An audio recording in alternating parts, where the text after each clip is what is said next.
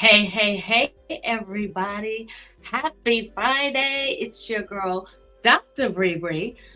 Sabrina, not Brianna. I got to figure out how to work that in there. It's your girl, Bree. Sabrina, not Brianna. And I am here to welcome you to another episode of High Tea with Bree and my girl, Dion. I hope that you all have had an amazing week and that you're looking forward to spending this happy hour with us as you're either on your way home or actually on your way to happy hour. Either way, I'm grateful that we get to spend this time together. We're going to ask you to do what we do every time we get together, and that is to first like and share. Like and share this broadcast so that you can do your part to help us push healing out into these virtual highways. Grab you some tea, some coffee. If you're driving, make sure that seatbelt is securely fastened because we're going to hit some bumps today, but we're going to make it to our destination safely. While you're liking and sharing, I'm going to ask you guys to help me welcome to the room my favorite girl, Pastor Grace Goree. Now that still blows my mind. The fact that you even said that is a whole bunch. Did you just say that? Dude, Pastor. Pastor Grace. Pastor Grace.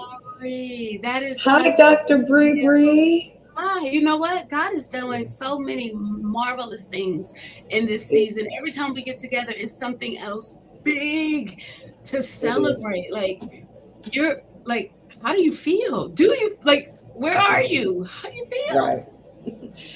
Well, I think more than anything, humbled, appreciative for, I think, the public pronunciation of just really my life. It's what I've been doing. It's not something new, but I give honor to God for putting in my hands what I had held in my heart and have done just in life work for many years. Hey, Ravonda. Hey, Kimra. Hey, Patricia. Hey, Tanya.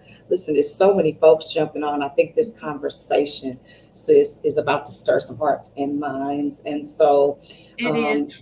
But as people are still coming in, come on in the room. The saints come is coming on in the room. You said that you feel humbled, and I don't want to rush past this moment. If you guys don't know a lot about Dion, she don't really like the spotlight. So y'all saw how she tried to transition me into the show. Not yet. I still got some stuff I need to say. But you said something. You said that you feel humbled by the public recognition about what was already happening.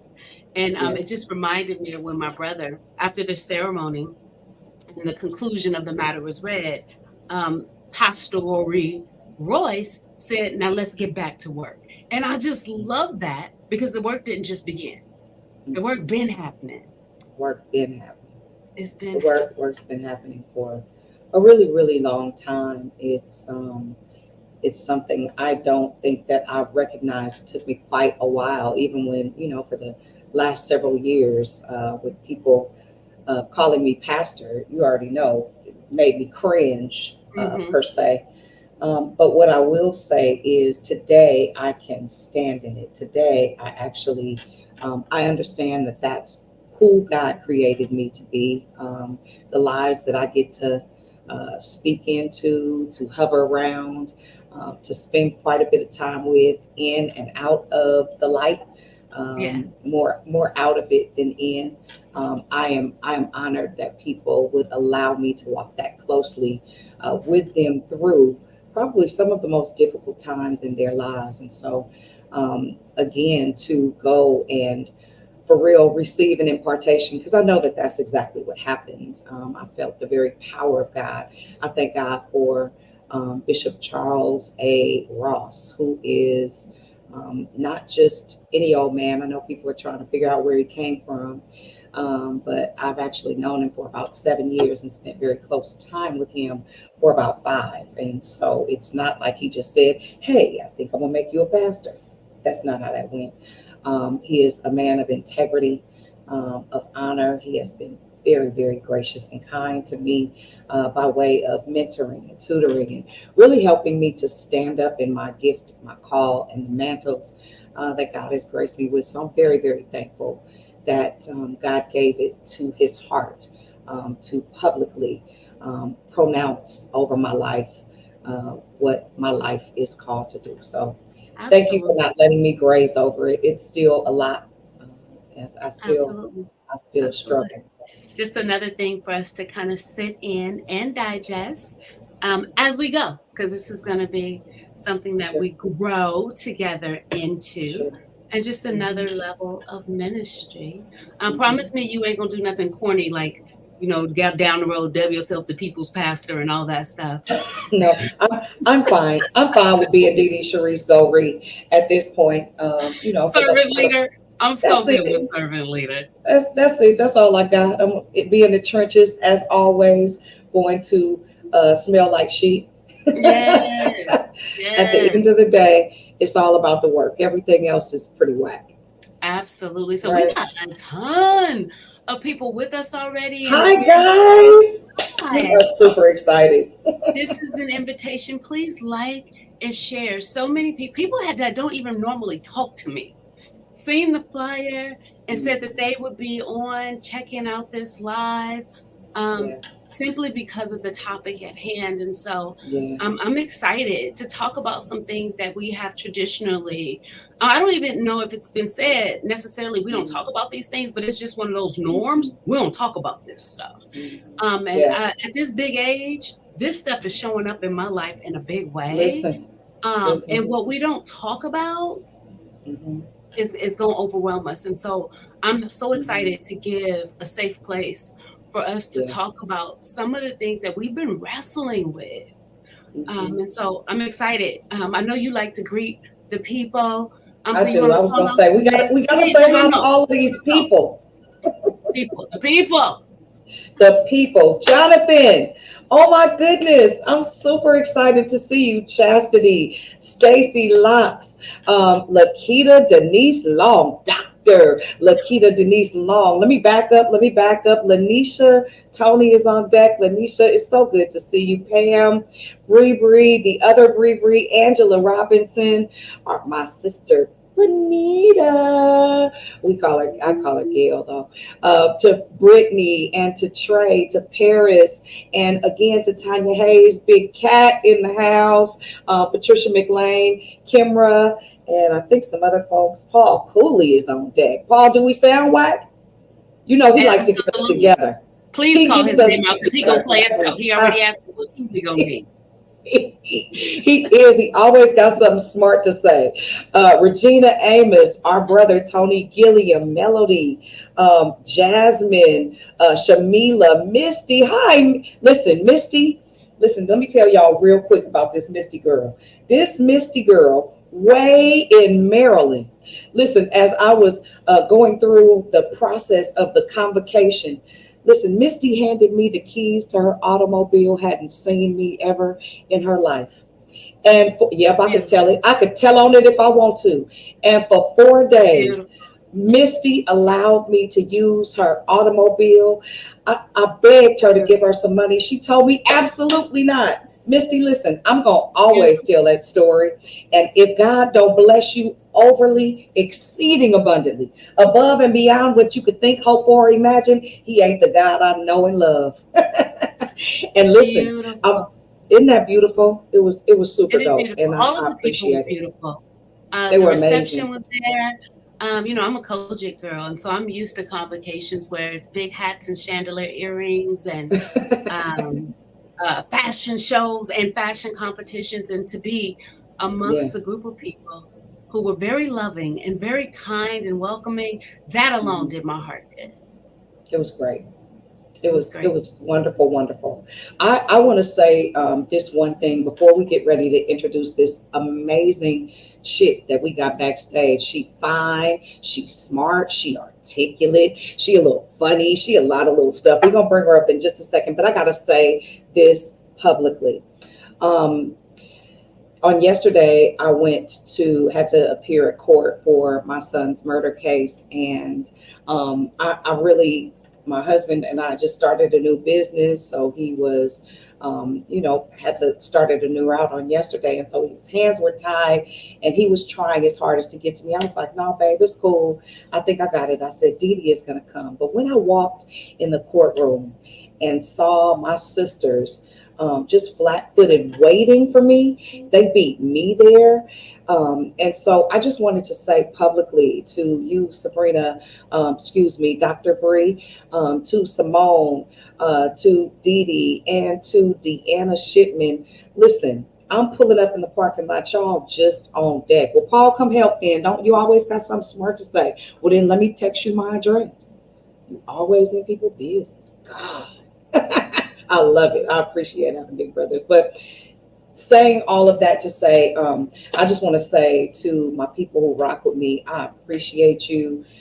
It is an amazing thing, especially in dealing with stuff like this, what we're going to talk about and how we've overcome together as a collective, and how God has used our past pain to now we can recycle it, take some of the lessons that we've learned and hand them back out in whole pieces, but small enough for people to digest. And so the outcome is being able to build amazing, healthy, solid relationships. It is a side effect of For healing sure. from stuff like codependency. So that being said, I'll hand it Sure. back to you. Well, actually, you know what? Let's get into this conversation. I'm excited to Yeah. talk about some of the things we don't talk about, but I'm going to give it back to you so that you can Okay. introduce the beauty that we All right. have the privilege and the pleasure of sitting with today, and then I'll lead us into the conversation. Awesome. Awesome. Well, guys, listen, you see her kind of everywhere. She is, I call her a superstar. She is a brilliant woman of God, beautiful voice. Again, extremely articulate, speaks to a lot of things concerning community and relationship and people and healing. And so we had a live discussion on Facebook from a post that I made. And what it did was it triggered a deeper conversation. And so I thought, who better than somebody that has the experience with the pain of the process? We're going to do this twice, and we may even do it 3 times if I can hoodwink Bernice. To join us. That's another doctor in the making to join us for a final discussion from more of a cathartic perspective and a therapeutic and a clinical perspective. But Nicole is very well known, again, for not just saying things, but saying things that are important, impactful, and relevant for our times. And so, without further ado, ladies and gentlemen, I'll introduce to some and present to others Miss Nicole Caldwell. Hi, ladies. Hey, Hey, girls. Hey. hey, girl, hey. Happy Welcome. Welcome Friday. to High. Absolutely. Happy Friday to you as well. Happy Friday. Welcome. Thank you. I think this is your first time ever sitting Yes. with us. And so we are honored to have you. As Dion was just giving a small glimpse of your resume, just want to acknowledge you as a style icon, Oh, um, Absolutely. too kind. or an original fashionista. Mhm. And I don't Mhm. know how many people know, but you are a savage Yeah, Oh, with the for makeup y'all, real, brushes. y'all are Jess. too kind. I just Mhm. get dressed. I told Dion, I said, let me act like I'm doing something. You know, I work from home, so I had to put on a little, you know, some lip gloss. I said, let me put on my hoops and lip gloss to act like I'm doing something. My very, very, very first professional makeup having it done was you. I Lo, those remember. many years ago. Yeah, And I so, remember. been knowing you for a very long time, and it's been an honor and a pleasure. You've always been sweet, kind, and loving. So, Thank thank you you. for joining us today. Thank you for having me. Good Absolutely. stuff. So, we're going to talk about some things that has shaped us, right? Whenever I sit down with people as a therapist and we start talking about where they are and who they are and why they're sitting in front of me, whenever I start talking about childhood, because you have to start at the beginning, they'll say a little something and then but I turned out fine. And I'm like, did you? Let's unpack Right. Are that. And you I think okay? it's Says who, right? Right. right. And I Hmm. think that it's important for us to have these conversations because what we do not transform, we transmit. And we're living Hmm. proof of transmissions. And so Yes. today we're starting our series about codependency. And today the topic is parentification trauma. It's a whole thing. Parentification It's a trauma. huge whole thing. It's a whole thing. Yep, It yep, is. yep. And so, just to give us a little orientation for those that didn't even know parentification was a thing, it It's is a a real thing thing. and it is associated with trauma. So, parentification trauma refers to the negative effects that being a parentified child can have on an Hmm. adult. Okay. It occurs most often when a child is expected to take on the role of a parent without the necessary support or resources to do so effectively. I don't know about you ladies, but I was raised by my siblings, Wow. literally, right? If you ask me on Mother's Day and on Father's Day, the first phone calls I make are to siblings. Wow. Like it's not even an afterthought. That is really all the memories that I have, base memories, hair Hmm. comb, getting ready for school, siblings who sacrificed their childhood so that I could have a semblance of one. Hmm. And so parentification is a real thing. I owe most of my success to my siblings' parentification. And today, as we sit with this topic, I'm thinking about at what cost? At what What cost? did it Yeah. cost them? Yeah. Mhm. So can And either so, of you relate to that? How can you relate to that? I'm not going to say if, but how. well, I'm going to say this and then I'll hand it to Nick. So I was the reverse. I was the parent. And so at Mother's Day and specific birthdays, they look to me still.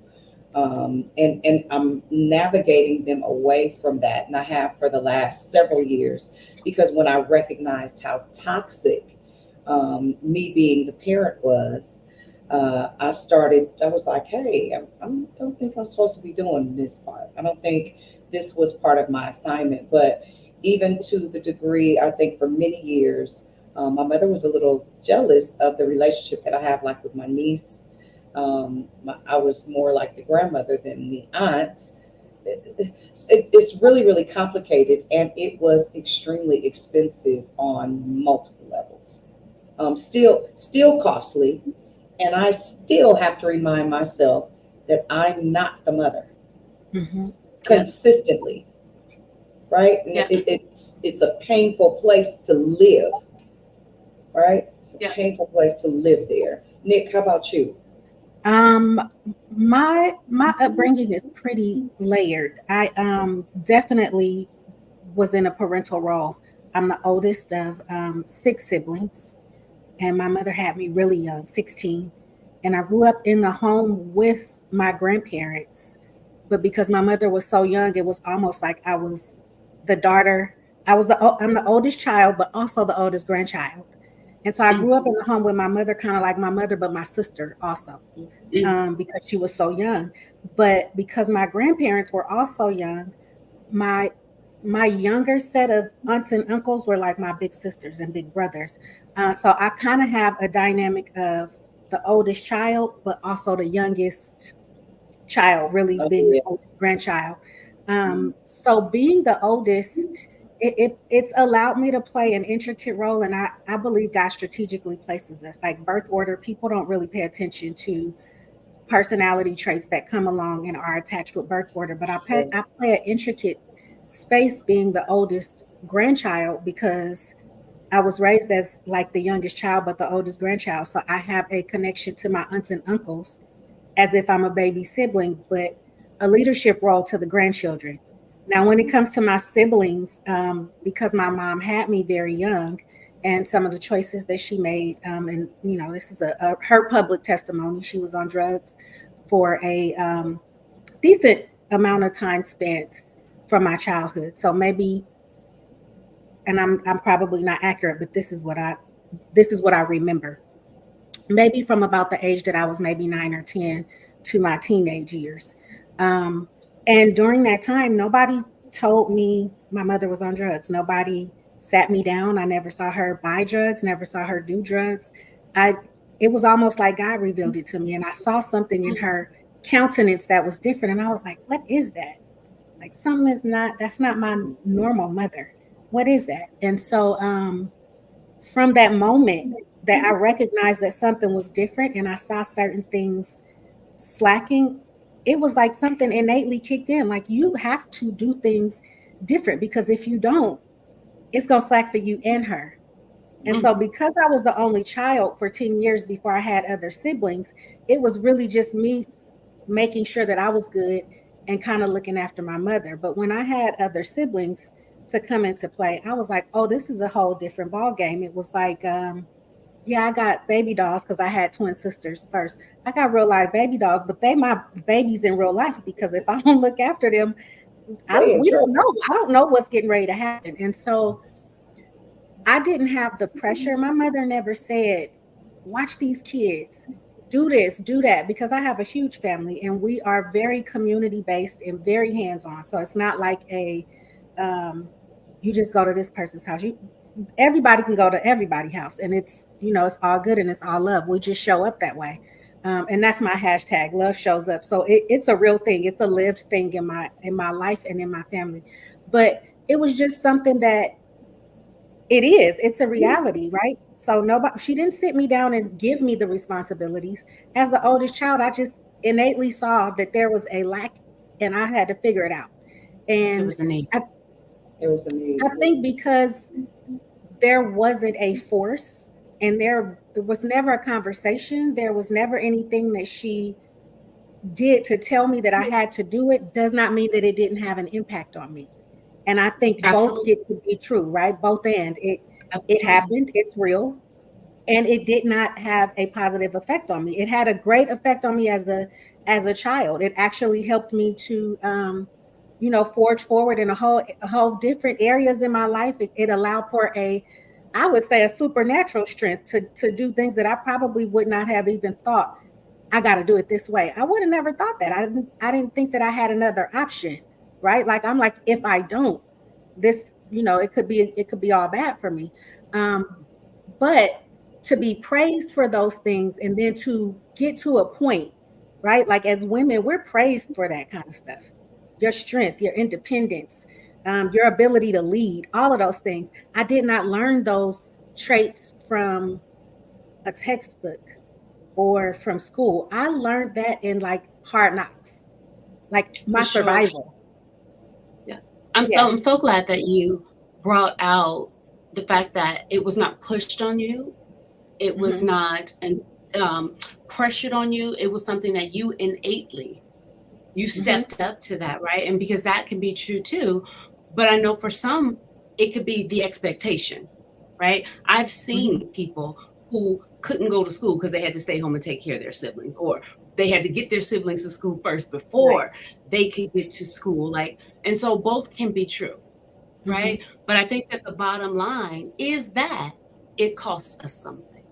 And I was Absolutely. It parenting my does. parent at that time also. So the undoing, like, and I don't know if I know that some people do pay attention because I'm very open and transparent with how I adore and love my family.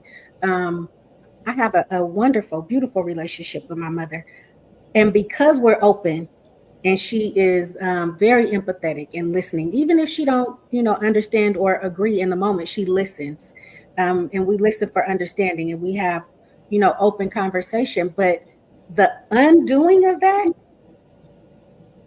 is lifelong Absolutely. work. It doesn't, I don't care Absolutely. how intentional you are about it. Like literally, even to this day, I have to say sometimes, I'm not co-parenting. I'm your daughter today. Yeah. And, Yeah. or sometimes she That's a snatched my real card thing. and be like, hey, knock it off. You're the daughter today.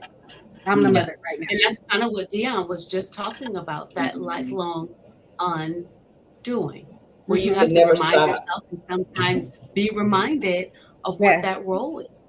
And that's Yes. part of the cost that we pay.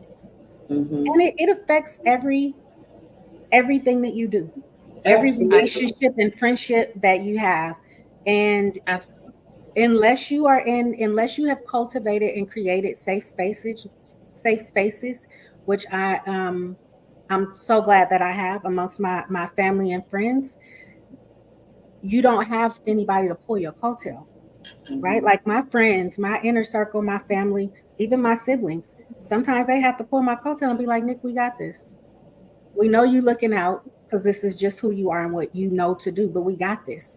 And I'm happy that they have because it's allowed me to live in a more free and less contained space. It's not so much pressure, but it's also allowed me the beauty to see the unfolding of like the fullness of who my family is. And they have so much in them to offer. I would have never seen it if I didn't allow the space for them to be like, hey, pull it back a little bit. You don't have to be Hmm. the one to make the decision this time. We got it. You just show up. We got it. Well, Yeah. that's a So, blessing because that's not everybody's story. That's Hmm. not absolutely. everybody's outcome. Um, my mother and I oscillate between good and not, moreover than not. Mm, And I have learned how to accept the moments of not. And also created boundaries and necessary protective measures to not regress back into the mm, parenting world. And it's, which is, Ravonda said it best, probably it's a lifelong dance. Like mm-hmm. literally, like for 2 years, we might be decent. But what I've noticed, and this may be somebody else's story. My mother is unwilling to do the work to heal, and she Mm, declares it audibly. I don't want to talk about that. I don't want to. I'm not interested in healing, right? So everybody has a different experience, and unfortunately, it costs not just myself. It costs our family dynamic to mm-hmm. suffer because it's almost like, like you got to see the love of your family. Well, I've not gotten that. I was borderline a foster kid, right? So I bounced from, my grandmother was my staple. She was my stability. She was the thing that kept me safe. But um, the struggle in my family is love did not necessarily show up. I was tolerated everywhere I went. My Mm, mother was the black sheep of the family. So, she was mistreated. So as her offspring, they treated me with the rollover of what they The mm-hmm. would have treated my mother with, extremely, Residual. It's residual pain. it was I think some of that residual pain. too. It we for those of us who have religious and church backgrounds, we talk about generational curses so often as if somebody literally did a hex on us or a curse. No, some of this is generational rehearsal, Mhm. generational habits, Yeah. generational Yeah. patterns that we've seen. It's nothing anybody sat down and said, this is going to happen to you. No, we've seen this song and dance repeated so many times until it's somebody who actually was like, oh no, it stops here. I'm going to be the Mhm. one to stop it. It will Mhm. continue to repeat. Right. And Mhm. so although my family had a loving dynamic, I think the codependency part that most people don't talk about is when you overlove, because Yeah. then you cripple people, right? Absolutely. And nobody in my family will say it, but I will. My grandmother overloved us to the point where it literally it was so enveloping that you just didn't even want to get out of it to do anything different. And you didn't know the reason you know you're crippled is because when she's not there, when she was no longer there, you were incapable of doing any of the things that she taught you to do, Mm. right? And so I didn't see that until I became an adult. Like, oh, Mhm, this was patched up and overloved. You didn't have to carry it this way, right? mhm, That's mhm. a whole nother dynamic. You can't smother, you can't smother the chicks. They don't grow, right? Like Absolutely, I'm never gonna absolutely. turn into a real bird. You're smothering me. Yeah. I want to slow us down just a little bit. And I want to give people an opportunity if you have questions, you know, how Dion and I roll. We're really transparent. Put your questions in the chat. Even as you shout out your experiences. We talk about the cost, what it costs us, right? And we talk about some emotional debts that can never be repaid. And one of the things that I think about for a lot of parentified children, parentified youth, one of the things that it costs them is their own childhood.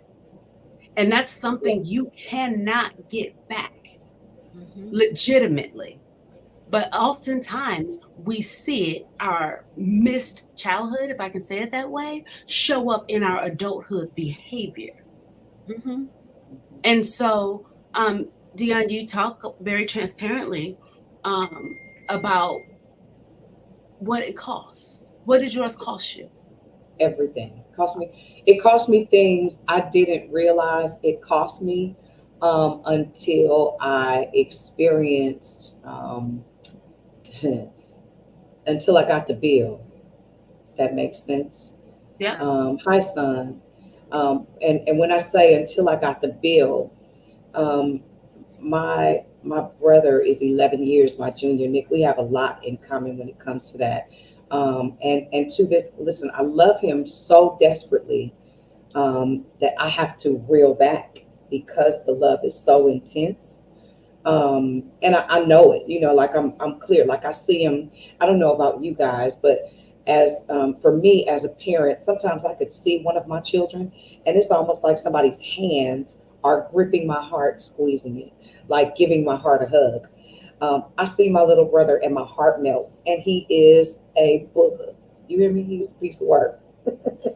But I also understand that I attributed to him being a piece of work some of the things that I exposed him to in survival mode, some of the places I took him, some of the things that he saw.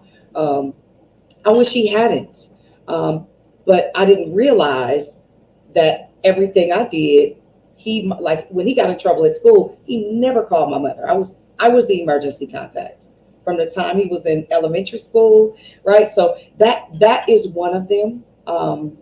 And I'll say this, and then I'll hand it on. My brother at 2009 went to the penitentiary, and I was mortified.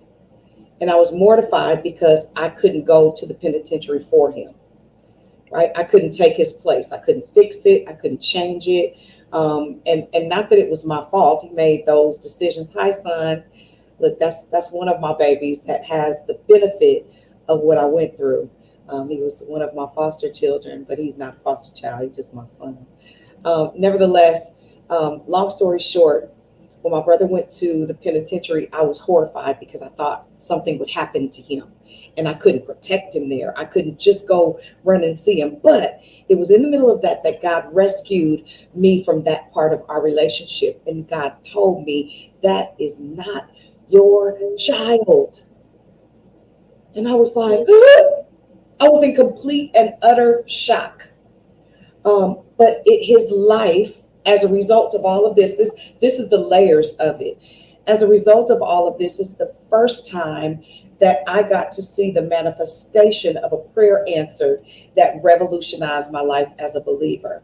I just prayed for one thing to happen. I tell this story all the time. I asked if he could be on the same yard with a very dear friend of mine. He wasn't just on the same yard, he was in the same cell as him. Out of all the thousands and thousands of people in the prison, God showed up and said, "You thought you had him. I need you to know I got him." Wow. And that's when, in 2008, is when I started breaking down those things I had built up in my heart, being a parent to a sibling, Mm-hmm. and I was not. Yeah. I was thinking about one, what Ravonda said, that it's a lifelong dance. And thinking about yesterday, if you were here for the opening of the show, Dion acknowledged that she had a court date on yesterday, and she thanked her front row for being at the courthouse when she arrived. What Dion didn't say is, as we were standing there talking, I think we had just finished praying, and her brother walked in. And when I tell you the gasp that Dion let out, it was almost like his very presence sucked all of the air out of the room. That's how excited she got. He walked up, she grabbed his face with both of her hands, and she just began to kiss him all over his face. And when I tell you, he lowered his body because he's taller than tall, and he sucked all of that in. And we watched him for just a minute. And it was beautiful. But when she let him go, I said, "That's not your son." And I said it real gently. "It's not your son." And she said, "I know, I know. I know." But she needed him. She needed to see him in that moment. And it was beautiful. But it's a lifelong dance. And we're still all walking it out, right? It's a whole thing. It doesn't go away. I think the more open you are to healing, the more it's revealed. Yeah. Like you think you get over one part of it, and the moment you do, it's like another layer unfolds and reveals itself. Yeah. Yeah. And It gives then us, you're like, there's more. You mean listen, there's more? there is more, right? And I think, like, therapeutically, we just got to make sure it's healthy. That's all, right? We just got to make sure it's healthy. Catherine says, he still says it to me. I'm not sure what, though, that part is. So she might be able to clarify that for me. She says, but what if what if your living parent isn't helping them and space is needed? Oh, okay. Okay. So what if you have, I'm thinking she's saying, what if you have siblings and there is a living parent, but that parent is not functioning as a parent? If that's what you're saying, please clarify that for me, and then Clarify maybe that, we can Cass. do it. But I'm going to say this: anything without balance is unhealthy. So Yes. there has to be balance in everything that we're doing. Mm-hmm. Okay. So whether it's helping a sibling, Nicole talked about overcompensation. Are we helping or are we crippling? Yep. I know I crippled my brother in many, many, many, many, many areas. I would stand in line for the newest sneakers, right? He didn't have to work. He knew, and at the time I owned, a couple of salons. Money was not a thing. Whatever he wanted, he got. He knew it. It was bad. Mm. It was really, really bad. And that was for many, many years. Like I took care of my brother, my sister, my mother, pretty much everybody around me, to paying rent, to school shopping, to, I mean, all All of the the things. stuff, all the things, All All the the things. all the Survival. things. all All the Straight survival. I survival. don't even know. Like I have twin sisters. I don't even know if my mother had ever taken them school shopping. Mm, I can't remember hmm that she ever took them, because once I started, I just kept doing it. hmm Right? Like you, Yeah, you me start to too. feel yeah, a void and you just keep going Sure. because you It don't just that want doesn't them becomes your stop. role. and you don't Yeah, want them that to go becomes your without. role. And it's almost like, well, what happens if I don't? You just like it just innately starts. Exactly. Yeah, Therein yeah. lies the behavior. Yep. But can we speak to this? Go ahead and answer. Let me see. Me too, Deanna. I still feel the Catherine's need to help her. question. So Yeah, she clarified. She said God says that to her about about her her siblings, siblings that because they're they're not not her their children. children, right? And so it goes back to balance, right? And when she put that in there, it reminded me of God's promise that I will be a mother to the motherless. I will be a father to the fatherless. And so are we standing in the way? Have we become their salvation? Definitely. Yeah, sometimes we Okay. absolutely are That's in the way. hard. That's a hard pill to swallow. Absolutely. Mhm. It Mhm. is hard, right? And And then even are you thinking about doing it what at the you, detriment of your own life work, right? Like, are you doing it at the detriment of the things that you need? Mhm. I've had relationships suffer because of it, right? Like, Of course, that's what I was going to say. you Can we don't get have to children. the I didn't side sign up effects? for this, right? Like, what are we doing here? I didn't sign up Mhm. for this. And then somewhere in my mind, nobody taught me this. Nobody said it. I didn't see it modeled. I At some point in my life, I was like, I have to make sure that I choose someone who is going to be okay with this because this is Because how I this is live part my of my life. life. Yeah, this is my life. And how unfair is that, right? Like now I'm putting on, not verbally saying it, but I literally had the unspoken expectation that I Absolutely. have to choose somebody who loves like this because it's going to be hard for me if I don't. To for tolerate sure, the for sure. behaviors that That's go so with this unfair. codependent foolishness. Mhm. Yeah. So, ladies, we're talking so fast. We're talking over so much stuff, right? Because the reality is, Nicole, you talked about how you took your siblings school shopping every year, right? And so the question that comes to me therapeutically, was mom accidentally, inadvertently iced out of the process? Like, and Could have sometimes been. we box the parents, we can, right? Box them, I got it. You don't even understand.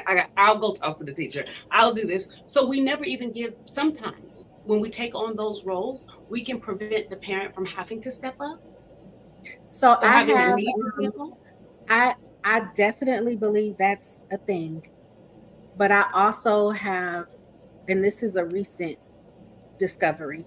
Um, Man, I did a 3-day fast before my birthday that has whooped me and is still whooping me. My birthday was in June. It's yet August and I'm still being whooped like fresh wounds from, from this fast. But a recent discovery is that while I was doing all that and parenting my parent, somewhere in there, because my mother had me young, I had this notion that because she doesn't resent me and she had to stop doing everything that she was doing as a 16-year-old girl, because now you're a mother, a whole child. And my grandmother is like, you have to raise this baby. You don't get to do all the singing, the traveling. My mother was recording in middle school. I was recording professionally in high school. My mother was already doing that in middle school. She had to stop all of that. No college. She did get education, but you're not going away to a college. You're not Mm-hmm. going off traveling, singing. You got a whole baby to raise at this Yep. point. And because I took those things my mother never sat me down and said these were the things I wanted to do. I just fell in line with what I wanted to do, and it just happened to be the same thing. Somewhere in there, I felt like I'm redeeming this for her. Ah, And she never asked me to redeem nothing. She got her own story in life. I But I did the felt same like thing. I'm because doing she this for us. doesn't resent, yeah, like she don't resent I'm me. getting us back.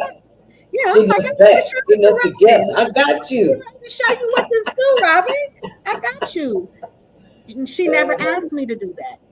Yeah. Right. So you're absolutely right, Sabrina. I probably took on things that she wanted to do, Yeah. and that wasn't for me to do. I'm sure I Yeah. took some of her stuff. Absolutely. Yeah. You We did. do it and then we wear it. Our family helps us wear it as a badge of honor. Right. Like it's fly. And it Yeah. ain't. It's It's not, not. and it hurts. It's It's not. It hurts. We don't say it, but it hurts. The yeah. Yeah. realization and the uncomfortability of sitting with yourself when you want to undo this. The hurt part is acknowledging it and then the pain of undoing it. Yeah. Because you've modeled this and lived it. It's a part of your everyday routine at this point, right? It's a part of the habit. Yeah. Yeah. Dion, you said something earlier. I said, what did it cost you? And your immediate response to that was a Everything. lot. And then you said, but I didn't know it until I got the bill. And so, how many of us Mm. are still paying a cost, but we don't realize it because they haven't slid that bill in front of us in a tangible way, right? But Nicole brought up the impact on relationships. She said she unintentionally started looking for people who would help her to accommodate the behavior. But the reality is, a lot of parentified youth look for partners that they too can partner. And so, do you want a husband or you want a son? Yeah. That part. Are you It's looking for a true. wife or you looking for a daughter? Because who we Mhm. are is who we are. And that's how we show up. Mm-hmm. And so how many It's true. relationships has it cost us? Because you can't talk to him like that. Right. Yeah. I'm And good at picking out a man clothes. Come here. Let me dress right. See, I'm not doing none of that She today. called. It's the truth. She gonna put them right on together. I'm not doing any of that. And what I also know is I don't want to be bothered with anybody that I have to parent. Right. So at this point, at this stage, so many things have changed for me because of the healing, because I got the bill and I paid it, Yeah. because I saw the invoice and I saw the itemization of it. Even with regard to my children and their interaction with my brother was more sibling than it ever was uncle. So the level of respect, even though they might call him unc, did not exist on that level because they grew up as Mm. siblings, right? So my little sister is 18 years my junior. My little sister just started talking to me again day before yesterday, seemed like, because I was so much her mother. So it cost me my sibling relationship Mm. big time. I did not have the ability to just be my sibling's sibling, right? I was always the one. I walk in the room. It was like when grandma walked in the room, and she gonna talk about Jesus, right? Or little things like when X, Y, and Z happens, when it's turmoil or trauma. Again, here I am getting the bill because it Mm-hmm. doesn't get reported to my mother. It comes straight to me. Don't tell mama, right? Don't. Well, we don't even talk, so it's not much to, you know what I mean, right? So it costs so many things, and then my mother and her response to the relationships that I have with my sisters, they will get my sister and my brother, they will get punished for talking to me too much, right? Because now it's like you supersede me, going her, and I mean, it's so many layers to this thing. Like, and until you get to the point, and I'll never forget when I recognized that I still had some codependent tendencies with regard to a relationship. And I say this all the time, I talk about it very, very openly.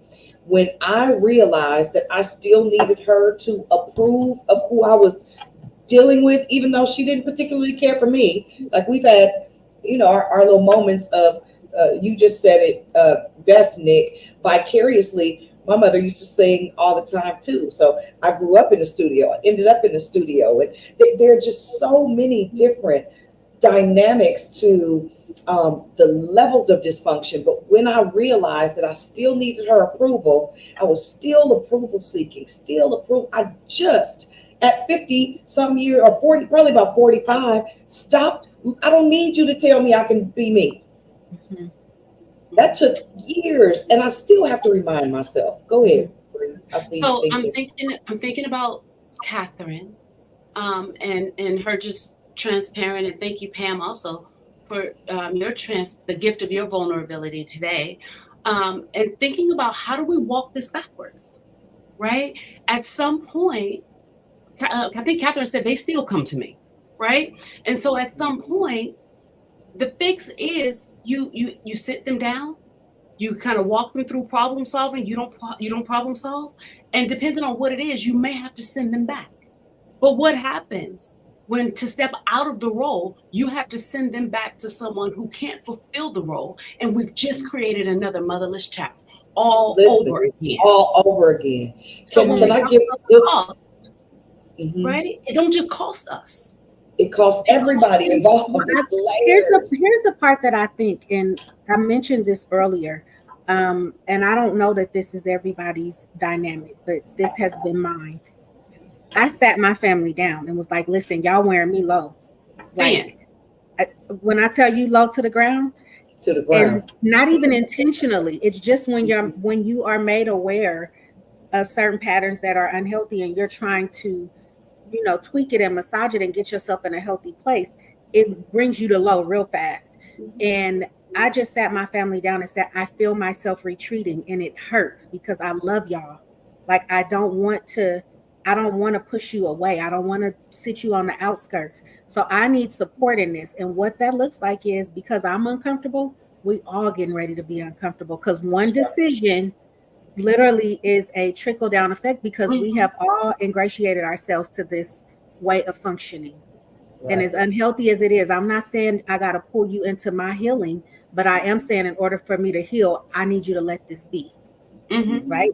And I think until you have those conversations and then you allow them in a way to be vulnerable enough to speak to what it is that they either attribute or however they're willing to support you, you don't get to a level of understanding, right? And that everybody can't do it. My siblings were all like, okay, Nick, they said okay until it was lived. And then my youngest brother, so I have my siblings are 10, 12, and 14 years younger. And then I have a very young little sister who's 10. My youngest brother told me, no, you don't get to back away because like you've set the example, you're living in a way that we model this after you, which is a whole different level of pressure as an oldest daughter. Sure. Nobody like the weight and the pressure of setting an example. It's an unrealistic expectation and nobody has to tell Yes. you. You're just born first and you just kind of know they're looking at me. They looking at I me. do this right.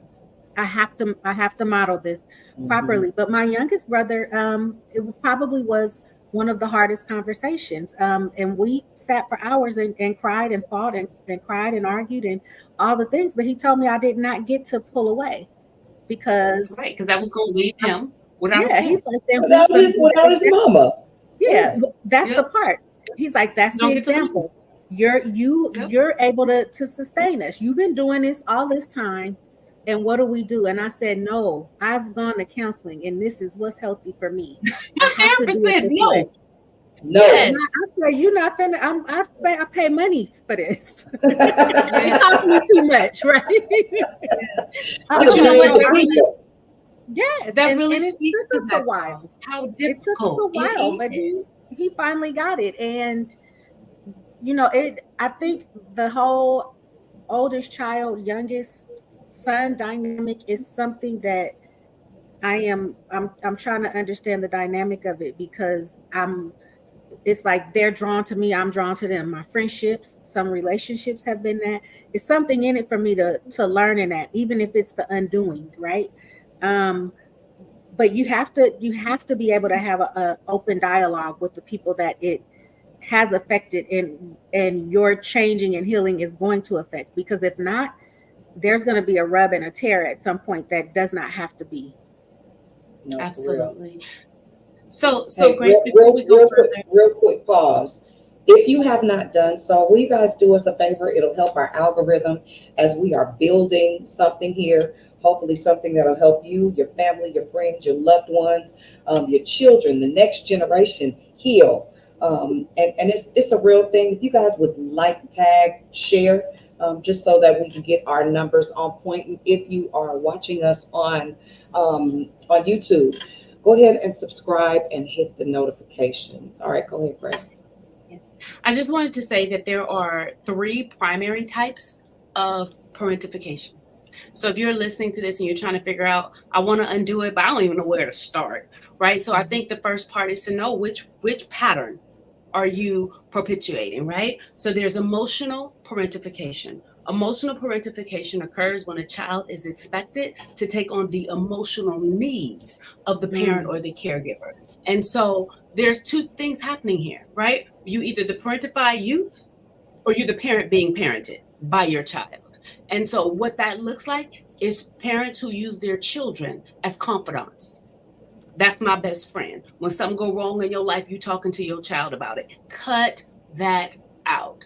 Get That's you a all. prayer partner, a prayer closet, get you some friends. Stop laying your burdens on your On children. your children.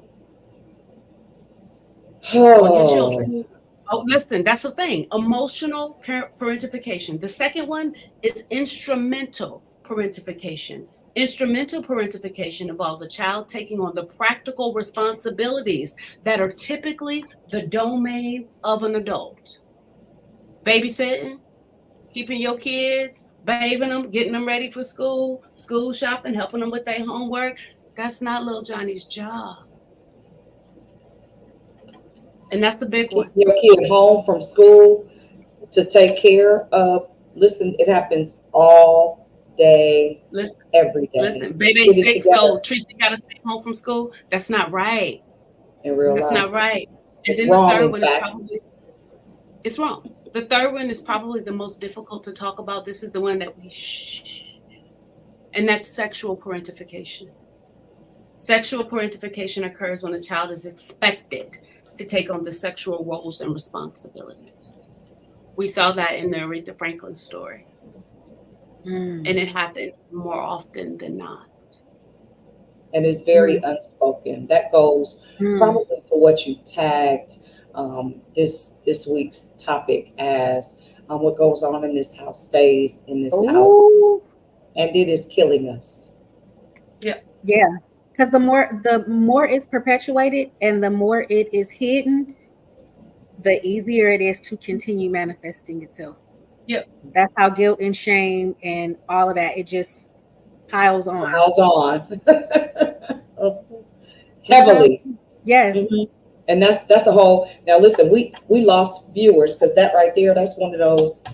I'm That's sorry, one of but I those. hope they can't unhear it, and I hope they hear it. They can't unhear it. Mhm. Yeah, because And it's too so, much, it's too It's much hard. damage in that, right? But the moment you uncover it, and it's all it takes is one little bold soul to be like, hey, right? yeah, The moment you say something, everybody else who's whatever has been involved, thought about it, was victimized by it, or the perpetuator, they know, cut it out because somebody done blew the horn and we yeah, don't want No, to for be real. found out. yeah, yeah, Yeah, it's yeah. a real Stop. thing. So those are the three, right? This is the last thing I'm saying. Then y'all can talk forever. I'm done because this is what I showed up here to talk about, right?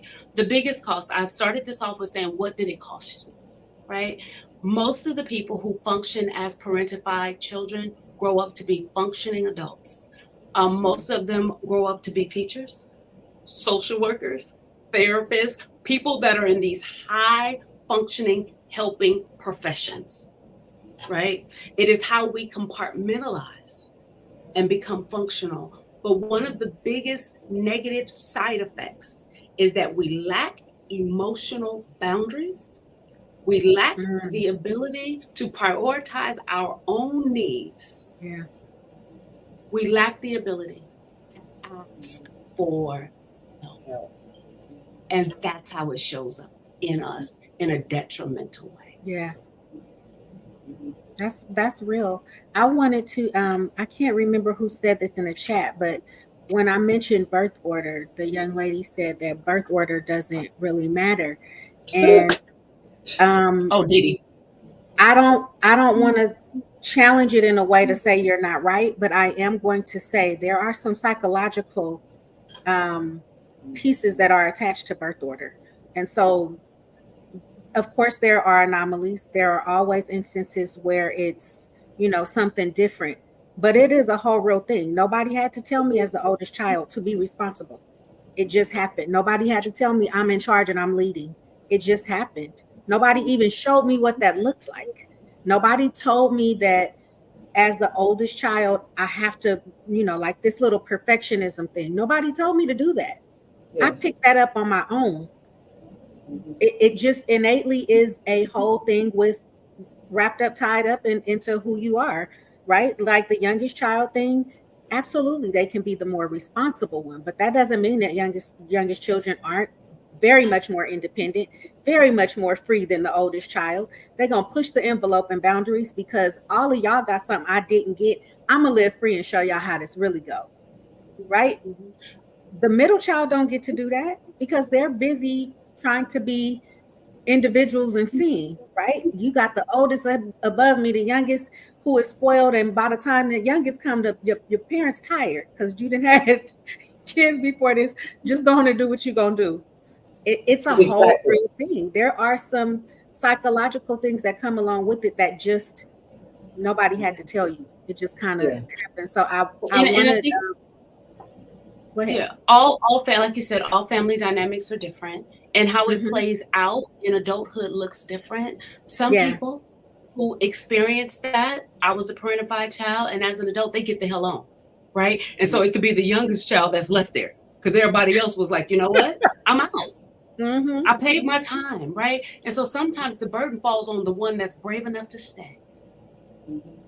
The And burden falls on the that's one that's the youngest who has a heart child. for God and Yeah. won't leave because of who God is to them and who believes in I'm going to Hmm. honor what at times wasn't honorable. That Yeah. becomes a burden. Mhm. Yeah. I want to say this that speaks directly to what Nick was just referring to regarding birth order. Spiritually, if you go and look at text, you will always see how the generations were referred to. You can look at Jacob and Esau as a perfect example of the prioritizing of birth order from the eldest to the youngest, and a birthright was stolen, which means there is access based on order that is different based on how you were born and what order you were born in. There's a whole lot more to that. That's a totally different conversation. But also, I want to speak to what Sabrina just said with regard to the eldest child. Even I had to get to a place where I gave myself permission to get the hell on. Yes. I want to give myself It, permission listen, right? to But get the you the hell on. youngest. Just you the youngest. And so now you stuck with staying the hell there, right? Ooh, Amen. Somebody's And stuck in I the church. mean In the church. stuck, She's stuck. She's stuck. stuck. are you gonna Yeah. take me with you? Listen, I mean, like a mouse on a mousetrap stuck. Right. Put me in the basket. Nobody got to see me go. But here's the thing. If there is ever a need, I will always honor my Yeah. mother. Rain, shine, good day, bad day, indifferent day. I'm so much healthier than I was. I can't say that there are not things. We have boundaries in place at this point. I can say, do you want to stay, or are you going home, or what we doing?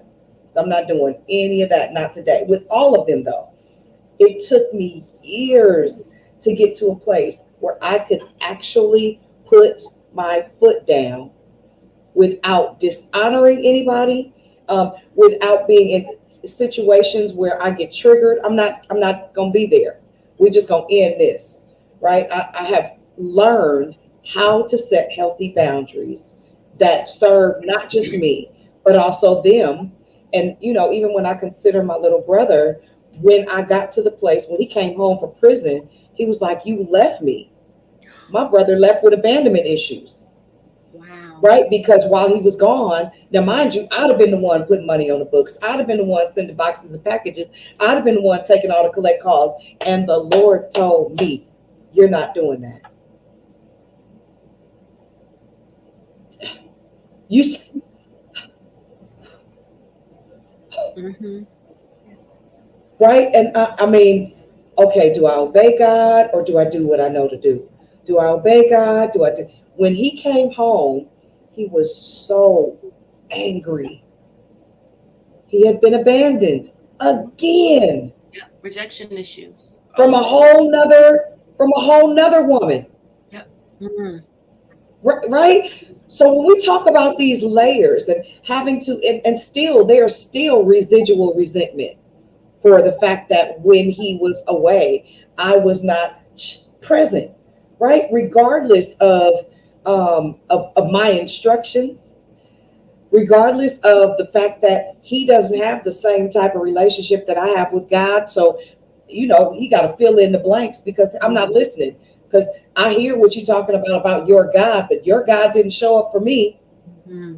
right? So there's so many Yeah. layers to this thing. It is. And Deanna, I think we stepped on a linchpin when we start talking about staying and honoring, right?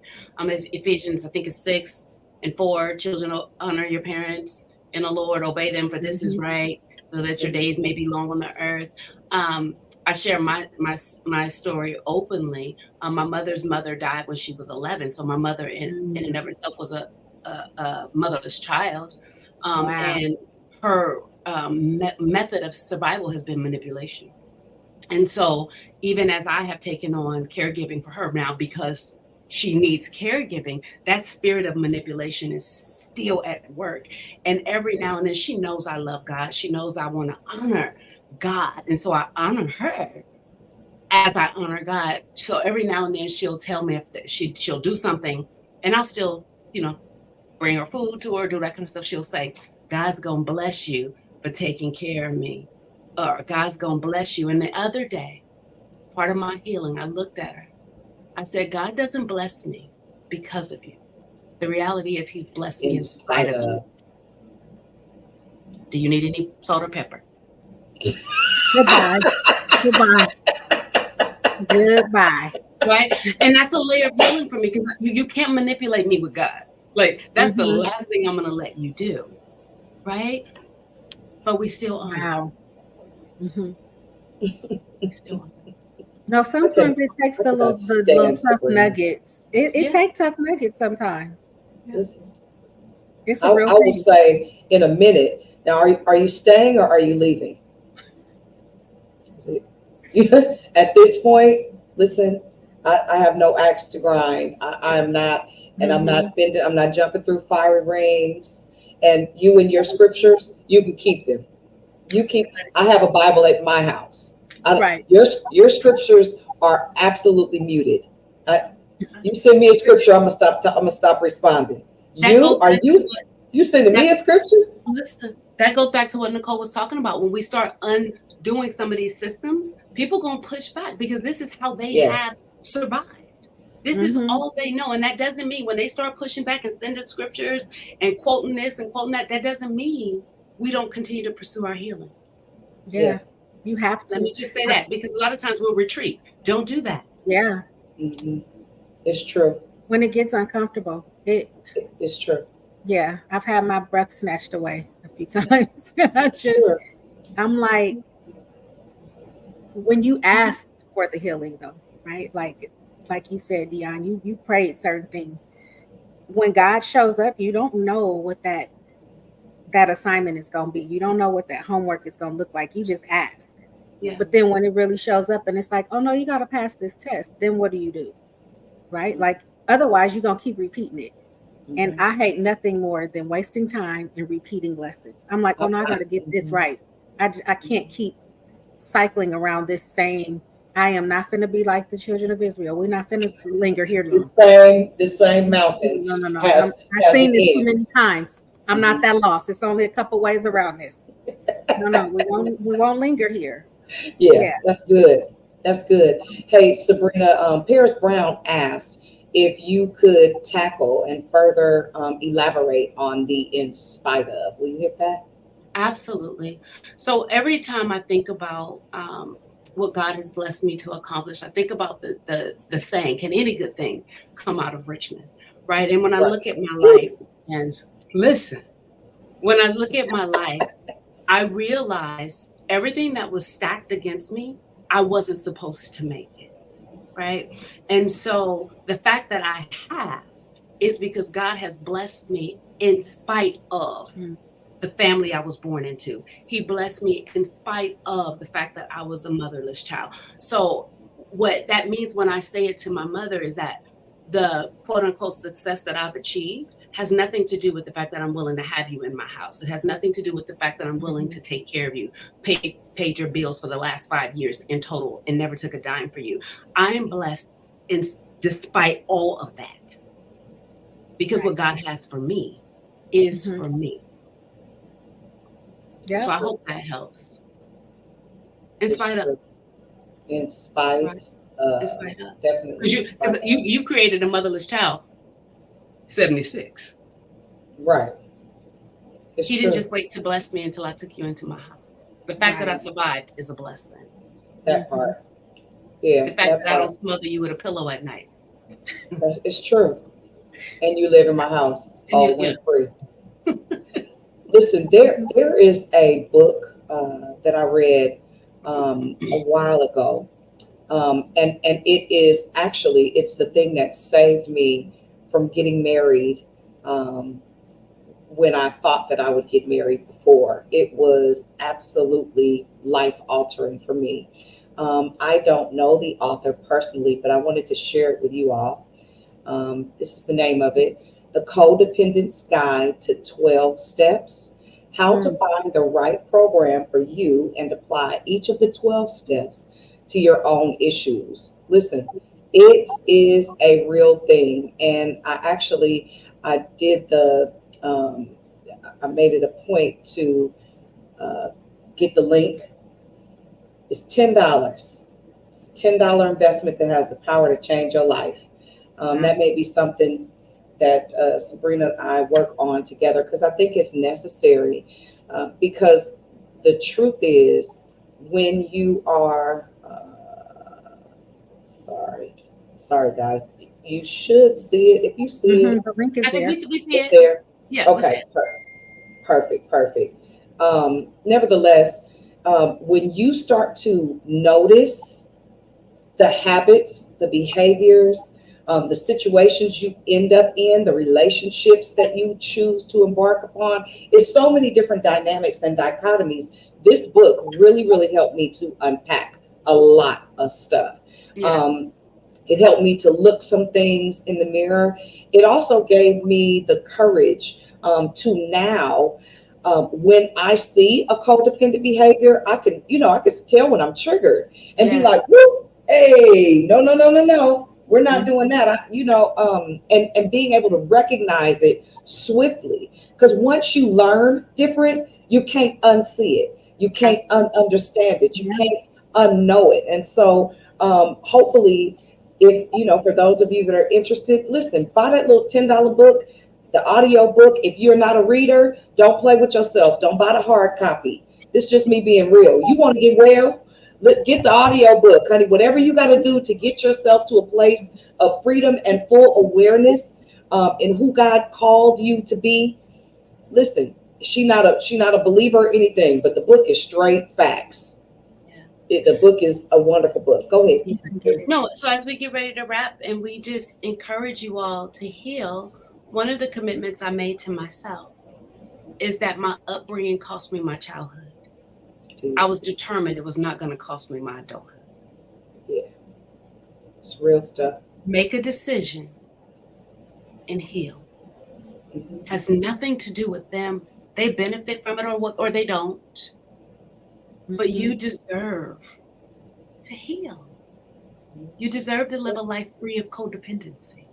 It's true. You know It's what the it's a other real looks thing. like. What does freedom look like? Right? Listen. Yeah. So as we get ready to wrap, Dion, Nicole, can you talk about you've done measures of work? What is the level of freedom that you've achieved? What does that feel like? Did you see the therapist in me got excited? What does it feel like? You like, tell me, tell me, tell me. Tell me. I'll let you go ahead, Dion. Well, I'll say this. I am in the healthiest, most loving, fun, funny relationship that I've ever been in my whole life, because I gave myself permission to heal and took the time not dating for a really, really long time, intentionally, to grow, to heal, to identify my broken places so that I would never bleed on anyone again. And it has been life altering for me. I am, the relationships that are not, were not, have not been serving me. I have created a nice little line of demarcation, and not in a negative way, but in the healthiest way that I possibly could. And it has revolutionized my life, like for real. I am in the best space I've ever been in. And I'm not perfect, and everything is not all repaired, but I'm aware. I'm aware, when things are off. I'm aware if it's a trigger and not really an emotion, right? I'm aware. Even with my husband and I's communication is so dope.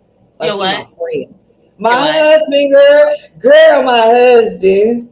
Yeah, girl, my husband. Did I say that? Let me say it one last time. Girl, my husband. And to be very honest, I'm sure I'm not the only person that says this. For a long time, I thought I was too broken to heal. Mm, Mm. thank you for Did. that. Thank you for that. I would wonder, and I know Nicole is getting ready to answer, but I would also wonder if there's a correlation for both of us, and only because I know our stories of how the doors begin to open once we begin to heal. For me, it almost feels like God was like, I can't put another nothing in there because you don't have the capacity. Like I'm pouring Right. stuff in and it's seeping through cracks.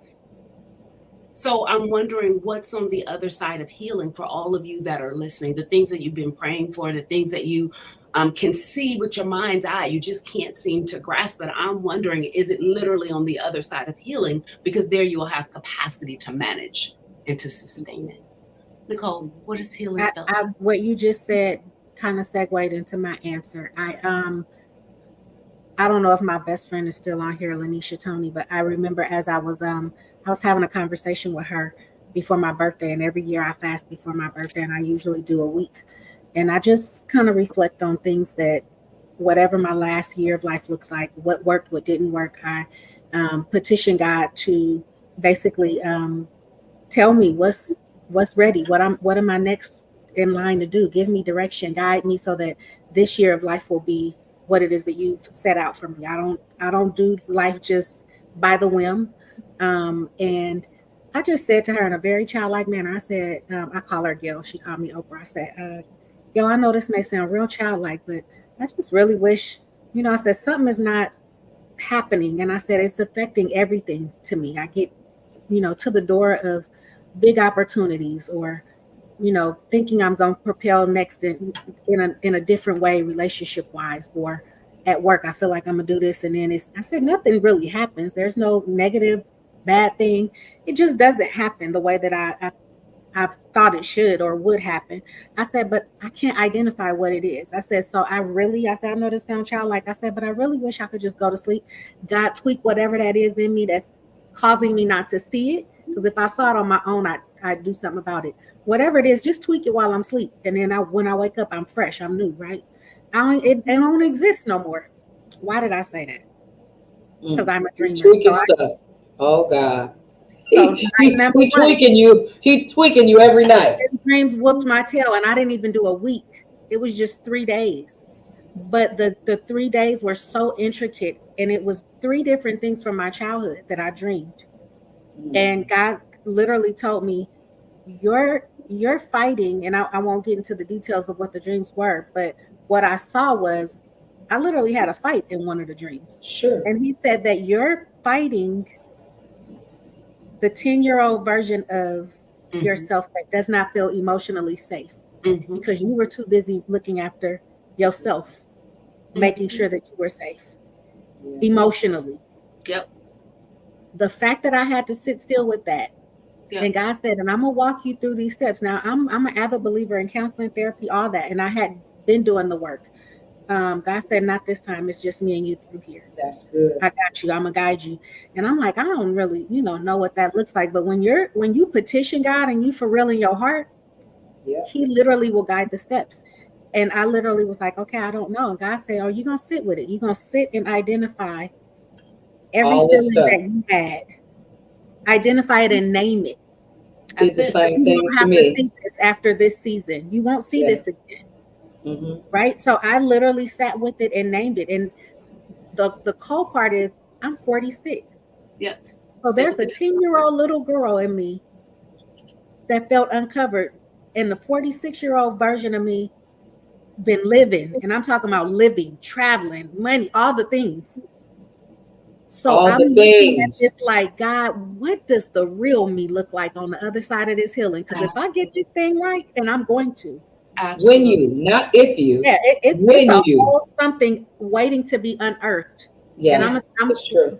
it's a whole something, and I am determined for that little 10-year-old version of Nick to be solid. And so That's what's up. for me, what healing looks like is accepting all of those parts and being okay with being raggedy with it, right? Yes. Like most people see me showing up glamorous, makeup always done, hair done. I don't even care right through here, honestly. I mean, I'm going to be presentable. However, some of those parts look ugly, and I'm okay with that because I got work to do through some of these spaces. So healing for me looks like it don't always have to be put together. It does not have to Listen, look like the perfect package. You get to be all of what that looks like, and that's okay. Yeah. I know I said I was going to give it back to you, Grace, and I promise I am, but just listening to that, Nicole, how kind of God. Because there's certain things that 10-year-olds just aren't equipped for. I could give you all of this, but what would I look like giving a 10-year-old a Ferrari? What would I look like Right. giving a 10-year-old a Maybach? I got it for you. But I can't give it to 10-year-old Nicole. I have to give it to grown adult Nicole. How Yep. kind of God. So for all of us that are sitting with, God, why won't you? It's so unfair. Why me? What if it's God being kind and kind. giving you a Oh, And chance he's to already grow? been so kind. woo! That's the cold part, Sabrina. I can look over my life, and God has already, when I say the demarcation for me to know it's God is then it exceeds my expectation. And I got a real good, vivid imagination. God has done me good. Oh, I he's have Yeah. not done. one complaint. Thank you, So for Jesus. him to think that like you still got that little girl and she's still covered, and I just didn't know it. Yeah. It's Yeah. but those are the things you said something. So well, so many things have been said that are powerful. This is when I knew I was ready to be my husband's wife. When there was no makeup, when my hair wasn't combed, when I had a moment and I just began to weep, and it wasn't an argument. He got real close to my face and said, "What just hurt you?" Mm. And not only was I able to share it and identify the trigger, but he was able to then come right back and say, "Now, how do we work through that piece together, right?" And so it means that not everything will be perfect at one time. Not everything will be healed all by yourself. Not everything will be restored just from your prayers. And listen, God will at the right time send the right people. And so I have all these amazing friends and that help with the building blocks, that help with the restoration. But there's always the power of who God is and how God operates through people to help you heal, right? You just have to be open and vulnerable and transparent and be Willing. willing. Willing. This willingness, the willingness is what Yeah. makes the difference. And you've Yes. got to respect the process. Yeah. And respecting the process means sitting in Yes. discomfort. A lot Yeah. of times when we sit in discomfort, we pop up because we don't want to be uncomfortable. We don't want to be in any pain. But who said it wasn't going to be painful? Right. You want to heal or no? Well, it's the pain Right. of staying the same or the pain of Right. being healed. Which one is it? Because they both They painful. both hurt. They Yeah, in both a hurt. different kind of way. You just They choose one. both draw blood. Yeah. Straight up. Which And the one you other one bleeding for? actually costs more in It the does. long run. I said this to a patient the other night. If you're worried about the cost of going for it, you should see the price of you pay for staying right where Oof. you are. Both is Wow. going to be a cost, right? Grace, Yeah, we almost at an hour and a half. we are. It's time to wrap it up. This was absolutely amazing. Um, there are going to be a couple of additional conversations because we know that this is something that needs to be talked about. This is not a gag, right? So my increased media hashtag or tagline is let's give them something to talk about. I wasn't talking about being fabulous and amazing and wonderful. I'm talking about the things that heal people's lives. I'm talking about the things that help people grow. I'm talking about the things that help you to rearrange how you see you and know that it's okay not to be okay, but it's not okay to stay that way. Right? Kirsten, And when is making the next one? We ain't wrapped this one yet. right. The next one, I'm gonna share the flyer. Be looking for the flyer. I'm also going to have Jamila show up on the 12th, which is next Monday, but the next one is going to be next Friday, which is the 9th, and that's with Davina Hooker or Robinson, um, a whole nother dialogue about this same thing, but on a different level. But I want you guys to be able to take the ACEs test, which is why I'm going to have Jamila, and that is early childhood trauma test, because some of us don't even realize what we're dealing with, right? And that's what she deals with. That is her niche, and I want to be able to share that with you all, give you some more context prior to the next conversation, and hopefully we can work something out with Venice Martin Cooper and get a more clinical conversation going at a later time. But Nicole, listen, I'm so glad that I was unctioned to send you that inbox message. But more importantly, I'm very humbled and appreciative that you would accept our offer. And you've added so much to this difficult conversation, but definitely necessary conversation. Necessary. Thank you all for having me. I've learned some things to help me keep going, and I'm sure that the people who are listening in, because they've been adding some real good stuff in this chat too. Yeah, no, the chat's been lit, and thank you all. Yes, the chat is lit. Thank you all for all of your shares, all of your comments. They don't go unnoticed. We look at all of them. I'll also add a couple of things on my personal page and the High Tea page so that you can follow the next one. You guys make sure to follow and subscribe Increase Media Me, and that's on YouTube.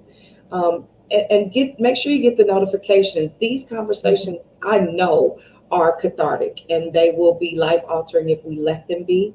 Can I Again, give the them link. the homework Sure. before they go in advance? more than the book. More than the book. We listen, no, because they got to order the I'm book. just They got kidding. to wait for the book to come.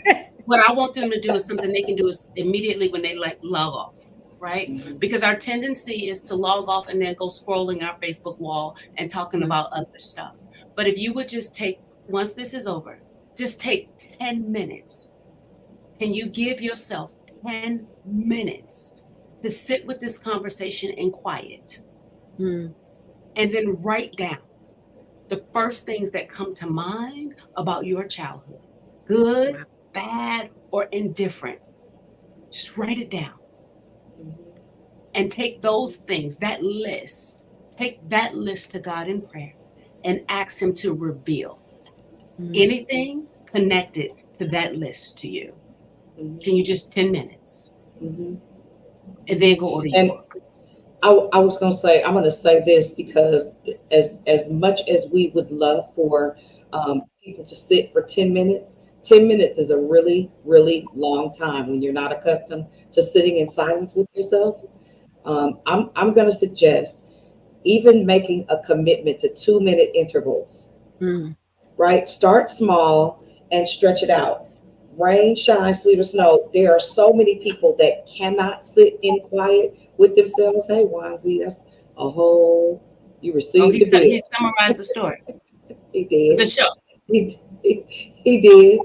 He did. And he's always comedic, but he's very, very serious. Yeah. He means every single thing that he said. No, he said hashtag listening. He's been listening. Yeah, I know it.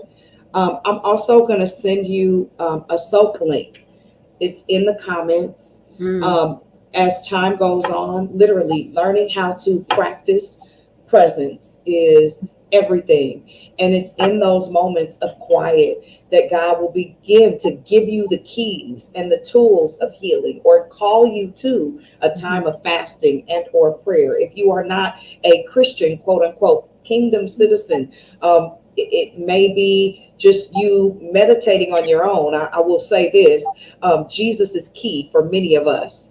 I know he has been my serum, my secret sauce, and the reason that my life has changed.